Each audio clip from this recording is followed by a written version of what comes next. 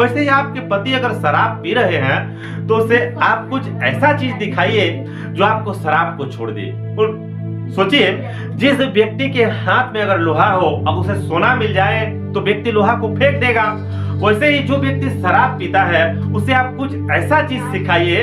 रामदेव बाबा और न जाने कई कई संत महाराज लोग तो शराब छोड़ने के कई सारे नुस्खे बताते हैं। अभी तो कई सारे सेंटर भी खुले हैं, लेकिन महाराज लोग क्या करते हैं, ये लोग ध्यान योगा के बारे में बताते हैं, अपने कंट्रैक्शन यानी अपने मन को एकाग्रता करने के बारे में बताते हैं। लेकिन ये 1-2 दिन होता है, उसके बाद आदमी कामकाज के व्यस्त में उलझ जाता है। तो आपको यहाँ पर अगर आपके पति अगर शराब पी के आए तो उनका आपको अच्छी तरह से स्वागत करना है, अच्छा पकवान बनाना है और उनके लिए सज संवर कर इंतजार करें। इस तरह आप करते जाइए। 21 दिन के बाद आप उसे प्यार लाड़ प्यार देना आप छोड़ दीजिए, उसके लिए आप सजना संवरना छोड़ दीजिए। देखो, अगर पति क्यों शराब पी कर आता है, पति बेचारा बाहर में दिन भर काम करता है, थक हार जाता है और वही जैसे ही घर को आता है तो पत्नी का मुंह बकर बकर बकर बकर चालू हो जाती है। वो कहते हैं ना भैया कि घरवाले की चुप्पी अच्छी लगती है और पड़ोसन की गप्पी। जिस बच्चे की मम्मी अच्छी हो उस बच्चे की पप्पी भी अच्छी लगती है। वैसे ही बात यहाँ पर कुछ लागू होती है। औरतें यही अधिकतर गलती करती हैं कि पति जब भी शराब पीकर आता है तो उसको बड़र न जाने दुनिया भर का टेंशन उनके सामने रख देती है। एक तो बेचारा ऑफिस के काम से इतना टेंशन, खेत में काम कर रहेगा तो और उसका दिमाग गर्म रहता है, देखता है कि यहाँ भी कचर है, जिंदगी तो झंड है, आखिर क्यों ना एक पैक मार लिया जाए। एक पैक आदमी जैसे ही मारता है उसका मन पूरी तरह से शांत हो जाता है। और शांत मन क्या चाहिए, शांत मन को क्या चाहिए? अगर आपका मन शांत हो जाए तो आपको दुनिया में और क्या चाहिए? देखना, कोई घर में अगर मर वर जाता है ना तो उसके कान में आप पास में जाके कहिए कि भैया आपकी बीवी भाग गई है, आपके 150 करोड़ रुपए को कोई चुरा ले गया, उस डेड बॉडी को कोई फर्क नहीं पड़ता।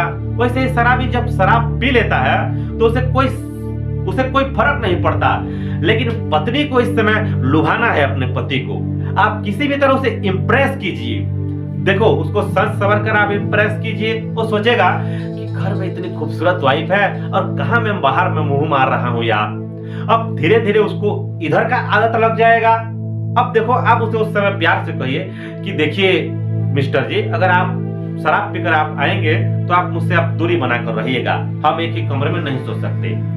अब बेचारा 1 दिन एडजस्ट करेगा, 2 दिन एडजस्ट करेगा, उसे लगेगा कि अब तो कुछ मजा नहीं आ रहा है यार, क्योंकि मजा तो इधर मिलने लगा है, पत्नी दे रही है ना मजा, अब शराब में वो मजा नहीं मिलेगा। तो पति क्या करेगा, वो बेचारा जिस दिन उसका मूड रहेगा पत्नी के साथ सोने के लिए तो उस दिन वो शराब नहीं पिएगा। अगर आपको पता चले शराब पी चुका है तो फिर आप उसे लतिया के कमरा से बाहर निकाल दीजिए। आप उसे लात मार के कमरा से बाहर निकाल दीजिए। अब यहीं पर आपको यही ट्रिक लगाना है। आप जैसे ही अब उसको धीरे धीरे आपकी आदत पड़ जाएगी, जैसे छोटे बच्चे को अपने माँ बाप की आदत पड़ जाती है वैसे ही आपको उसकी आदत पड़ जाएगी। अब इस समय लोहा गर्म है, आप इसे चाहें तो जैसा भी रूप दे सकते हैं। लोहार करता क्या है, लोहा को भट्टी में फुल गर्म करता है, जब वो लाल हो जाता है ना तो उसे मनचाहा रूप दे देता है। अब उसमें पानी डाल देता है, पानी डालेगा, लोहा नरम हो जाएगा, ठंडा हो जाएगा, अब उसी मूड में ही लोहा रहेगा, अब मुड़ेगा नहीं कभी जिंदगी भर। वैसे ही कहते हैं कि कुत्ते की पूंछ कभी सीधी नहीं होती, लेकिन सीधे करने वाले अगर लोग मिल जाएं तो कुत्ते की पूंछ भी सीधी हो सकती है। आपको यहीं पर वही कुत्ते की पूंछ को तो सीधा करना होगा, इसलिए आपको कुछ कुर्बानी देनी होगी। मेरी माताओं बहनों से यही निवेदन है कि आप काम काज को थोड़े छोड़कर आप सजिए संवरिए अपने पति के लिए। जब आएगा तो चांद सा मुखड़ा देखकर वाह, घर में क्या मेरा चांद निकल आया है अमावस का, यही सोचकर आपके साथ समय बिताएगा। अब देखो, आप उसको समय दे रहे हो पति को, आपके साथ वो सोना चाहता है, तो धीरे धीरे उसे आप उसकी आदत छूट जाएगी। अब उसको चुनना होगा, एक तो पत्नी या तो फिर शराब। अब उसमें मजा किस में आ रहा है ये देखना। अगर पत्नी के साथ मजा आ रहा है तो शराब को छोड़ेगा, और शराब के साथ ज्यादा मजा आ रहा है तो फिर पत्नी को भी छोड़ देगा। लेकिन देखिए, दुनिया में कोशिश करने से हर काम बनता है। लोग कहते हैं कि ईंट का जवाब पत्थर से देना चाहिए, लेकिन समझदार व्यक्ति वह है जो ईंट का जवाब पत्थर से नहीं बल्कि उस फेंके हुए ईंट से अपना पूरी महल बना ले।